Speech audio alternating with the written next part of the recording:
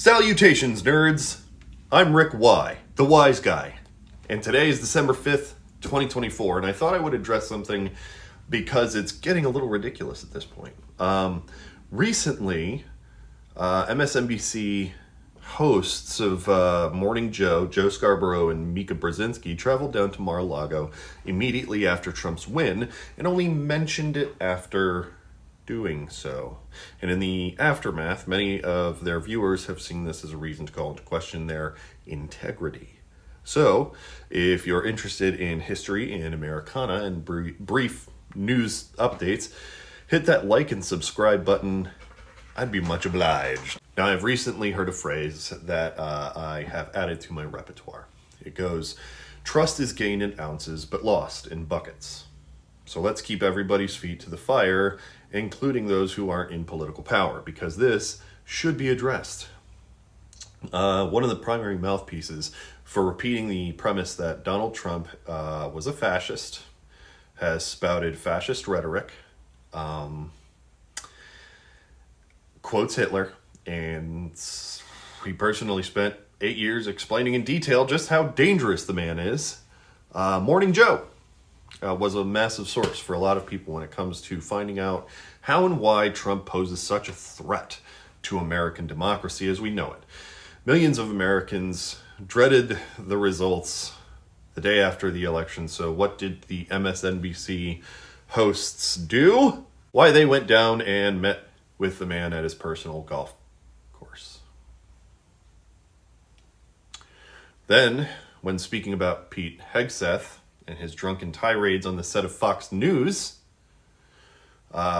given that he is currently the nomination for the Secretary of Defense for whatever reason, a guest mentioned that if you were too drunk for Fox, then you're pretty much too drunk for anything. And after the break following that statement, Mika Brezezinski took the time out of the show to apologize on behalf of the guest for making such, quote, flippant remarks for the moment. He later went on to clarify, I think in The Atlantic, that he most certainly had no intention of apologizing and that it surprised even him that she did that. This was the moment, I think, where the change in tone of their show had become immediately obvious to anyone who'd spent even 3 episodes giving them the time of day over the past decade. Because at no other point have they ever appeared so defensive of Donald Trump, and so defensive of their own actions, and so defensive of Fox News, and not the guests of their very own show. And because of this, there was an uproar. It hadn't gone unnoticed by their own viewers and even other media outlets who chose to report on the story.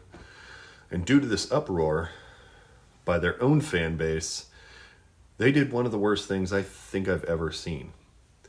They doubled down and let Joe Blow Hardborough lecture his audience of what appropriate journalistic ethics were.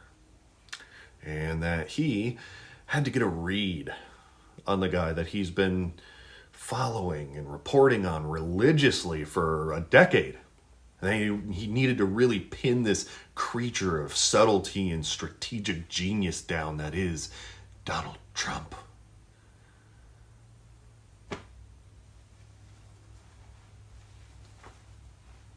Now, I had a feeling a response, or at least an explanation, was going to come out of this. But I'll be honest, I was not expecting them to come out so hard against who has thus far been so loyal to them as presenters.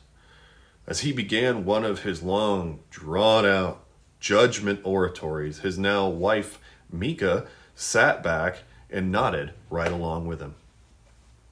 She used to actually push back against him when the drivel started spilling forth, but apparently something has changed because she has become a lot more timid than she used to appear when it comes to this.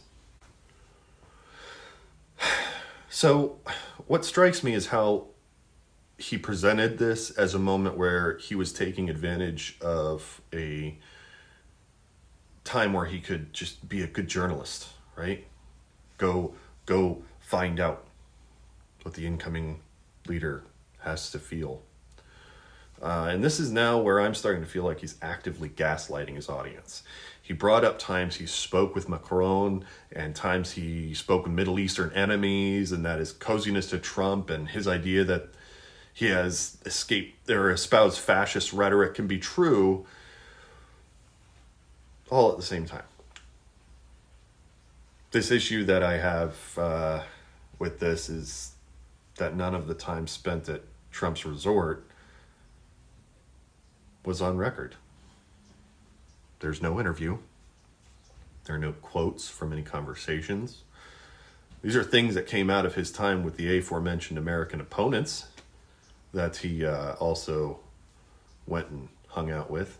But for some reason, there's no special interview with Trump.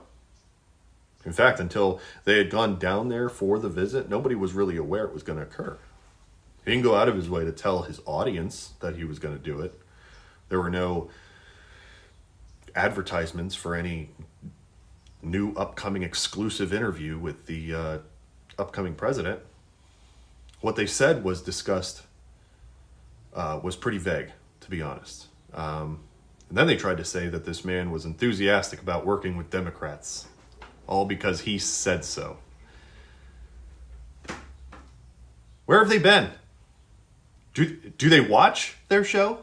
At what point would or should anyone take the word of Donald Trump on its face, especially when it comes to saying that he's going to work with Democrats? It's an insult to their viewers to try and make them assume this person has ever demonstrated a lick of integrity. If past repeats itself, Trump's going to roll over them in this giant bus. He's going to make them look stupid, and he's going to make them eat their own words. He's going to embarrass them. They took the high road, and he's going to ridicule them for it. And if we are to believe the reports from people who spoke to Joe and Mika's staff, it wasn't because they were trying to be shining beacons of journalism. Let's get it straight. They're scared of Trump. They're terrified of Donald Trump. They have made it that very clear when speaking about the retribution he promises against his media and political opponents. They know damn well that they're on the top of a list of people he's absolutely going to lash out at. And they're more willing to cower than to stand firm where they've been for so long. Don't get me wrong. They're allowed to be scared. It's scary. That's part of being in the game. But don't let them gaslight you. Don't let them manipulate you. You're smarter than that. Trust me when I say we will have enough gaslighting and manipulation to battle with in the coming years from the incoming presidential administration. We definitely don't need it from the people who like to pride themselves in brokering information to us. Interestingly enough, this kind of reminds me of a moment in 2016 when Van Jones got on CNN and started crying and talking about how Donald Trump was finally being presidential as he read prepared statements on a teleprompter. And to this day, I don't know anybody who actually respects that man for his inability to notice the situation and come at it with any semblance of critical thought. Since then, he's even done it a couple more times, while afterward coming out to retract his words. He lost that trust in buckets of people who have listened to and watched him since he was an activist in the 1990s. And like Van Jones, it's becoming clear to me now that the hosts of Morning Joe are aiming their boat where the money is, in the path of least resistance with their corporate overlords. And while simply going to Mar-a-Lago, I mean, that's not going to completely lose them support, or apologizing for a statement by one of their own guests toward a network that has never once stopped at dragging them through the mud. It probably didn't tank their support. But I will say, that lecture and the snide tongue lashing, that was kind of the game plan that Joe took instead of calmly providing their side of the spectrum. I don't know, that one felt a little different. Kind of hit different. But I guess only time will tell if they're able to maintain the same ratings and viewers, or if, like Fox News, they also start to see a downward slide of their avid fan base into more independent media sites like Midas Touch. And if that happens, they'll have nobody but to blame but themselves. Corporate media is already being highly ridiculed for their horse race that they presented this last election in. And recently, independent media has been gaining that significant ground when it comes to actually informing the body politic. So it's going to be interesting to say the least.